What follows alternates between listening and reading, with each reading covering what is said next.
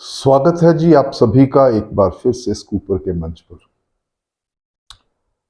पंजाब में बड़ी राजनीतिक उथल पुथल चल रही है और ऐसा नहीं लगता है कि 2024 के चुनाव जो है वो संपूर्ण हो चुके हैं।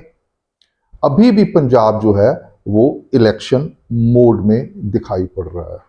उसका एक तो कारण है कि अभी एक बहुत ज़बरदस्त जो मुकाबला जो होने वाला है वो जलंधर वेस्ट की जो विधानसभा की जो सीट है उसके ऊपर उपचुनाव होने वाला है।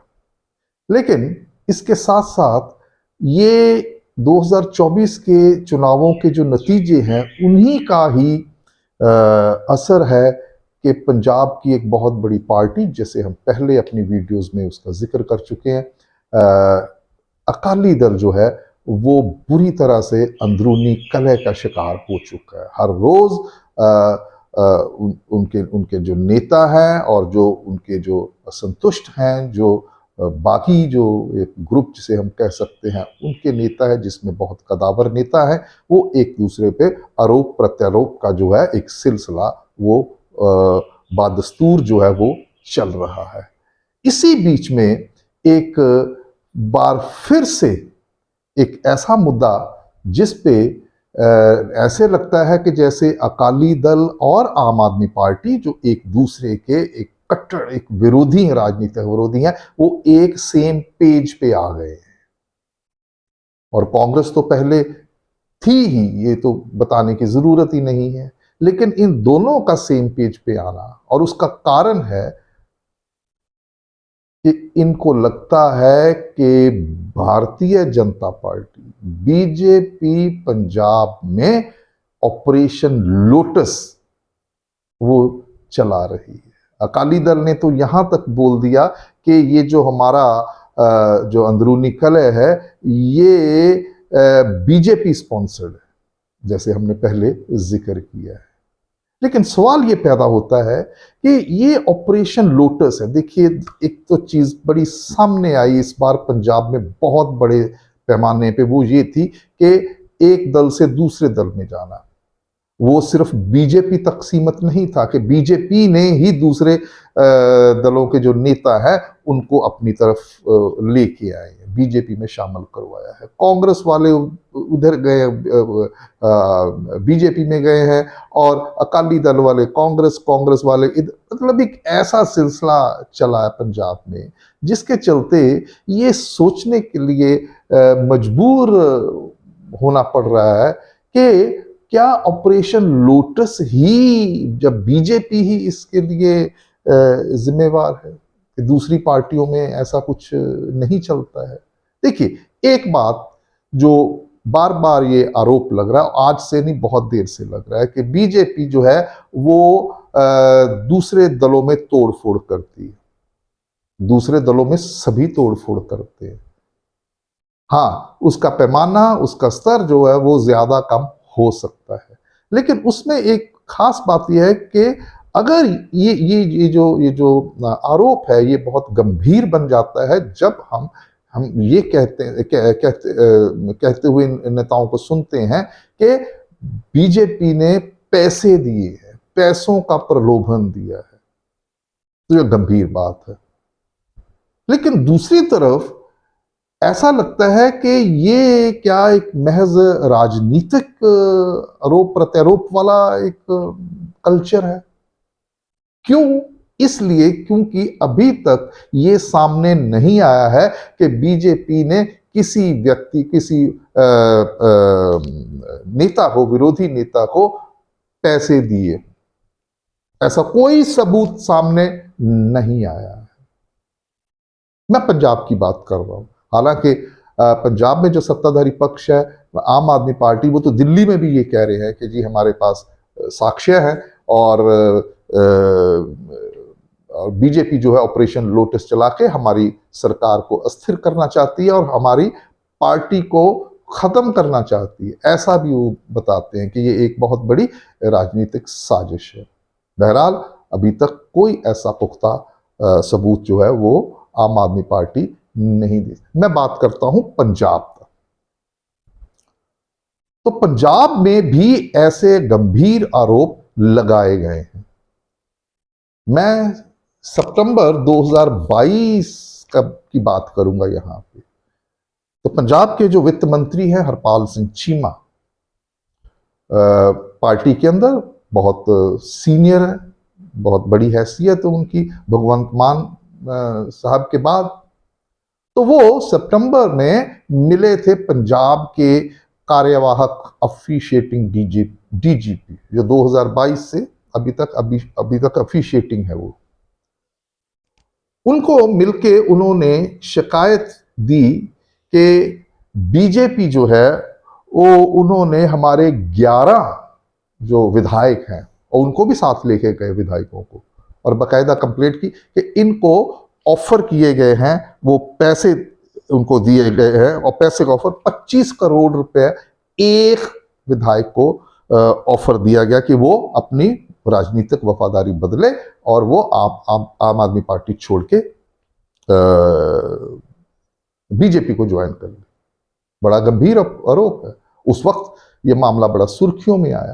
ताजी ताजी सरकार बनी थी इनकी, लोगों को इनके ऊपर एक विश्वास भी था कि जो ये बात कहते हैं ये सही कहते हैं, ये दूसरी पार्टियों जैसे नहीं है। और उसके साथ एक और भी बात उन्होंने कही, ये सब रिपोर्टेड मैटर मैं आपको बता रहा हूं।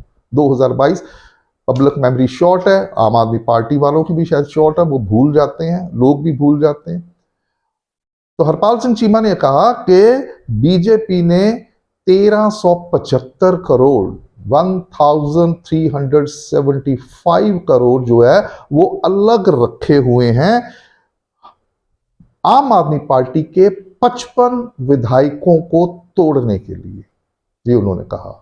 कंप्लेंट हुई।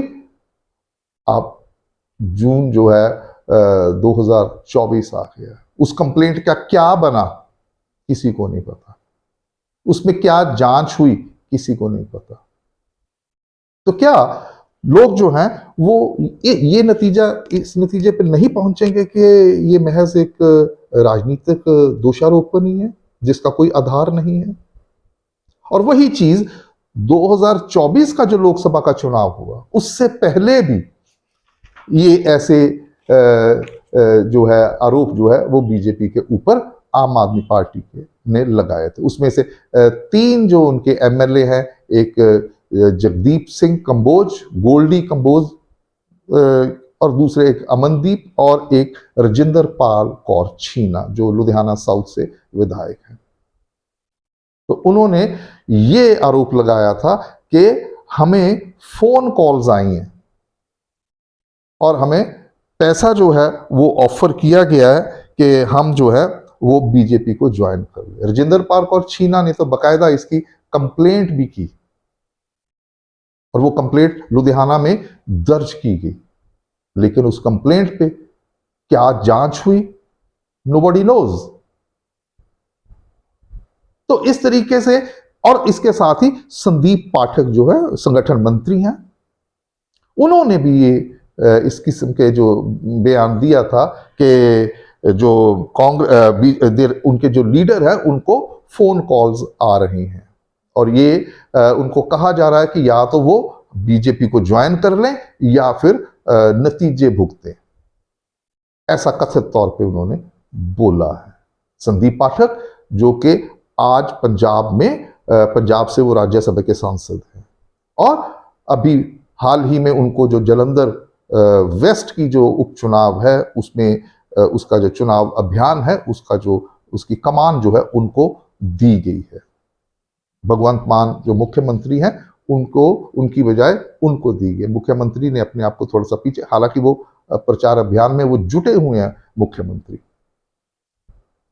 और ऊपर से ये जो अकाली दल का, कि अकाली दल कह रहा है कि जी ये बीजेपी स्पॉन्सर्ड है। ये जो नाराज जो नेता हैं उनमें पूर्व मंत्री हैं, पूर्व विधायक हैं, श्रोमणी गुरुद्वारा प्रबंधक कमेटी के अध्यक्ष हैं और उनके मेंबर्स हैं, पूर्व मेंबर्स। एसजीपीसी जो है श्रोमणी गुरुद्वारा प्रबंधक कमेटी उसके अभी सिटिंग और पूर्व वो है मेंबर्स हैं और काफी बड़ा, कुछ 60 के करीब जो बड़े नेता, कि ये बीजेपी की शह के ऊपर जो है, उन्होंने भी इसको ऑपरेशन लोटस का नाम दिया। हालांकि उन्होंने ये आरोप नहीं लगाया कि ये जो नाराज नेता, इनको किसी किस्म का कोई पैसों का लालच दिया गया, ऐसा नहीं है। लेकिन ये सब कुछ क्या दर्शाता है पंजाब की राजनीति? तो ये कि बीजेपी एक तरीके से पंजाब की जो राजनीति है उसकी एक धुरी बन चुकी है। बीजेपी जो राजनीति है दूसरी पार्टियों की, वो बीजेपी के इर्द गिर्द, बीजेपी केंद्र बिंदु बन चुकी है। और इससे ये भी अंदाजा लगाना जो है वो सही होगा कि ये बीजेपी की पंजाब में बढ़ती हुई जो उसकी मजबूती है, उसकी ताकत है, ये उसका एक संकेत है कि हर चीज बीजेपी, कि बीजेपी क्या, पंजाब में बीजेपी इतनी ताकतवर हो गई है कि श्रोमणी अकाली दल के एक बहुत बड़ा वर्ग जो है उसको उन्होंने तोड़ दिया। बड़ी हैरानी होती है जगह अगर श्रोमणी अकाली दल ऐसी बात करता है। वो अपनी कमजोरी, अपनी हेल्पलेसनेस जो है उसको बता रहा है कि हम कितने कमजोर हो चुके हैं। बीजेपी जिसने कोई सीट ही नहीं जीती पंजाब में लोकसभा में, क्या वो इतनी पावरफुल हो गई? तो मेरा कहने का तात्पर्य यह है कि ऐसी परिस्थितियां पंजाब में लगातार बन रही हैं 2024 के नतीजों के बाद, विशेषकर कि बीजेपी जो है वो बहुत ही एक महत्वपूर्ण राजनीति पॉलिटिकल प्लेयर बन के जो उभरा है। और ये सिलसिला चलता रहेगा। वो इसलिए चलता रहेगा क्योंकि केंद्र में बीजेपी की सरकार बनी, पंजाब में उनकी कोई सीट नहीं, बल्कि उन्होंने पंजाब के उनके हारे हुए जो प्रत्याशी रवनीत सिंह बिट्टू, उनको तो केंद्र में मंत्री भी बना दिया। तो ये एक व्यवहारक राजनीति है जिसके सामने ऐसा लग रहा है कि बाकी पार्टियां जो है वो पस्त दिखाई दे रही है। आम आदमी पार्टी तो विशेषकर, अभी जलंधर वेस्ट का जो चुनावी नतीजा है, सभी के साथ जो है दांव पे लगी हुई है पंजाब की राजनीति में। और आम आदमी पार्टी के अंदर भी, अगर आम आदमी पार्टी हारती है, और जो लगता है कि आम आदमी पार्टी हार जाएगी, इस पर आप बाद में अलग से एक वीडियो में हम इसकी चर्चा करेंगे। तो पंजाब की राजनीति बदलेगी और उसकी एक वजह होगी बीजेपी। बीजेपी क्या, हर एक पार्टी को अधिकार है कि वो अपने आप को एक्सपैंड करे, अपना विस्तार करे, और पंजाब बीजेपी के एजेंडा पे है। और ये जो ऑपरेशन लोटस का जो एक दोष लगाया जा रहा है, आम आदमी पार्टी की सरकार है यहां पे, उनके पास पुलिस है। दिल्ली में तो वो बोल सकते हैं कि जी दिल्ली में पुलिस हमारे अंडर नहीं है, हम जांच नहीं करवा सकते, या बीजेपी पे ये दोष लगाया जा सकता है कि वो जांच नहीं करने दे रही, वो दबाने की कोशिश कर रही है। लेकिन ये सत्य है, ये उनका आम आदमी पार्टी का ये कहना है कि ये जो दोष है ये बिल्कुल सही है। तो वहां पे तो समझ में आता है। लेकिन पंजाब में तो आपकी फुल फ्लेज सरकार है। पंजाब को आपको किसने रोका कि आप इसकी जांच ना करें? दूध का दूध और पानी का पानी होना चाहिए, और आप करवा सकते हैं। आप इस स्थिति में हैं इस पंजाब में। उसके बावजूद भी 2022 में, जिसका मैंने अभी आप जिक्र किया है, और उसके चलते अभी तक आप 2 साल हो गए हैं, कुछ भी नहीं निकला उसमें। तो दोबारा जांच करें, बजाय आरोप दोबारा फिर लगाए गए हैं, जैसे मैंने कहा 2024 के चुनाव से पहले भी लगाए गए। तो आप कर, अभी वो जो राजेंद्र पाल कौर छीना है, जिन्होंने कंप्लेंट की है 2024 में लुधियाना से, उसकी जांच भी आगे नहीं बढ़ी है, क्या निकला है? तो ये लगातार दोष लगाते रहना, इससे एक बात तो ये साबित होती है कि ये जो ऑपरेशन लोटस वाला जो दोष बीजेपी पे पंजाब में लगाया जा रहा है, मैं इस बात पे जोर दे रहा हूं कि पंजाब में जो लगाया जा रहा है वो विशुद्ध राजनीति से प्रेरित है। तो इसके चलते हुए आम आदमी पार्टी या दूसरी पार्टियां, उनका अगर वो इस दोष को और भी लगातार और भी आगे बढ़ाती है, आने वाले समय में हार उनकी राजनीतिक हुई है, पार्टी के अंदर उनके तोड़फोड़ हो रही है, उसका ठीकरा आप बीजेपी के ऊपर मान लेते हैं कि बीजेपी ऐसा करती है, सभी पार्टियां करती हैं। उनका तरीकाकार जो है वो अलग हो सकता है। अगर बीजेपी ऐसा करती भी है तो आप खुद अपने अंदर झांकिए, सेल्फ इंट्रोस्पेक्शन कीजिए कि हमारी क्या कमजोरियां हैं जिनकी वजह से बीजेपी तोड़फोड़ करने में सफल हो रही है। सो आम आदमी पार्टी, वेदर इट्स आम आदमी पार्टी और it's Akali Dal, they must first put their own house in order, बजाय दोष लगाने के।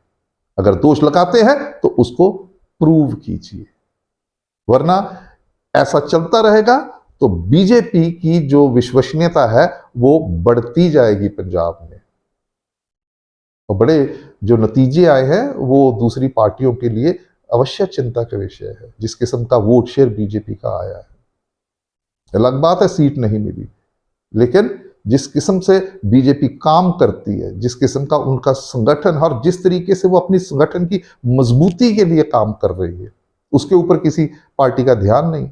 और पार्टियां जो अपने अंदर से जो कमजोर है, बजाय उसको सशक्त करने के अपने आप को, बीजेपी के ऊपर लांछन लगा के वो एक तरीके से बच के निकलने का जो रास्ता है वो ढूंढ रही हैं। एक मजेदार बात ये भी है कि जब 2022 में सितंबर में हरपाल सिंह चीमा जब गए थे कंप्लेंट लेके, तो उन 11 एमएलए में से एक एमएलए शीतल अंगुराल भी थे, जिन्होंने जो ये जो दोष लगा था, ये जो शिकायत हुई थी, इसके वो हिस्सेदार थे। शीतल अंगुराल जो अब बीजेपी के प्रत्याशी हैं, जो बीजेपी में शामिल हो गए। अगर बीजेपी में वो शामिल हो गए हैं, फिर तो और भी जरूरी बन जाता है कि आप जांच कीजिए। आपके पास पुलिस आपके पास है, आपके कंट्रोल में है, संवैधानिक तौर पे आपकी सरकार है।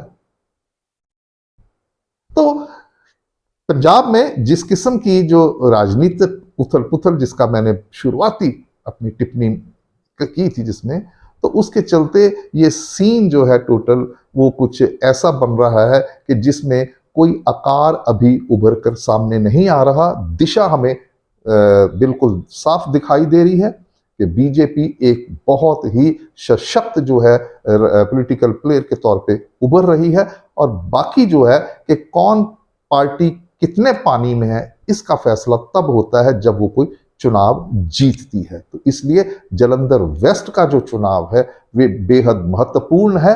एक महीने के अंदर अंदर वो हो रहा है, 10 जुलाई को चुनाव होना है, और उसलिए सभी पार्टियां पूरी अपनी शक्ति को झोंक रही हैं। अपने मुख्यमंत्री भगवंत मान, उन्होंने तो वहां पे किराए पे घर भी ले लिया है और जालंधर में, और ताकि वो पार्टी की जीत को सुनिश्चित कर सके, क्योंकि उनका राजनीतिक जो वकार है, उनकी साख है, इसके ऊपर टिकी हुई है। तो इस सब के चलते देखते हैं कि जालंधर वेस्ट का नतीजा क्या बताता है। और जैसे पहले भी हमने बात की है इस सीट के बारे में, वहां के समीकरण जो है और अभी समीकरण कैसे बदल रहे हैं या बदलेंगे, उस पर एक चर्चा अलग से हम 1-2 रोज में हम करेंगे आपके साथ। तो चुनाव, जालंधर वेस्ट के चुनाव का इंतजार कीजिए, और वो इस बात का भी निपटारा बहुत हद तक उसके चुनाव का नतीजा करेगा कि ये जो दोष ऑपरेशन लोटस वाले लगाए जा रहे हैं बीजेपी के ऊपर, क्या वो गलत है या सही है लोगों की नजरों में। अगर आपकी इतनी विश्वसनीयता है, आपकी क्रेडिबिलिटी है आम आदमी पार्टी की या अकाली दल की, तो लोग आपके उम्मीदवार को जिताएंगे, बीजेपी को वोट नहीं देंगे। क्या ऐसा होगा, उसके लिए नतीजों का इंतजार करें। फिलहाल चलते चलते एक बात और बता दूं आपको कि श्रोमणी अकाली दल ने जो पिछला लोकसभा का चुनाव हुआ था तो उसमें उसका प्रदर्शन बेहद निराशाजनक था। मात्र जालंधर वेस्ट से मात्र 2600 उनको वोट्स मिली थी, जालंधर वेस्ट विधानसभा क्षेत्र से। और मैं माफ़ी चाहूँगा कि पिछली हमारी वीडियोस में मैंने 2600 की बजाय 8600 8600 बोल दिया था। फिलहाल वैसे फ़र्क कोई नहीं है, पर फिर भी उसके लिए माफ़ी चाहता हूँ कि एक तथ्यात्मक जो गलती मेरे से हुई है, तो उसको मैं सुधार रहा हूँ कि 2600 वोट्स उनको मिले थे और उन्होंने अपना जो कैंडिडेट, ऑफिशियल कैंडिडेट था, उसको विड्रॉ भी कर लिया है। उसकी डिटेल के बारे में हम अगली जो वीडियो है, जब जालंधर वेस्ट पे चर्चा करेंगे तो बताएंगे। और इसी के चलते हुए आप सभी का बहुत बहुत धन्यवाद। आप हमारी जो वीडियोस है उनको देखते हैं, हमारे जो एनालिसिस है, असेसमेंट है, अंदाजे हैं, उनको आप उनके ऊपर कमेंट करते हैं। और आपसे फिर एक अनुरोध है कि आप आने वाले समय में भी जब भी हमारी वीडियो आती है आप उसे देखें, लाइक करें, शेयर करें, कमेंट करें और सब्सक्राइब करें। तब तक के लिए आपसे विदा, धन्यवाद।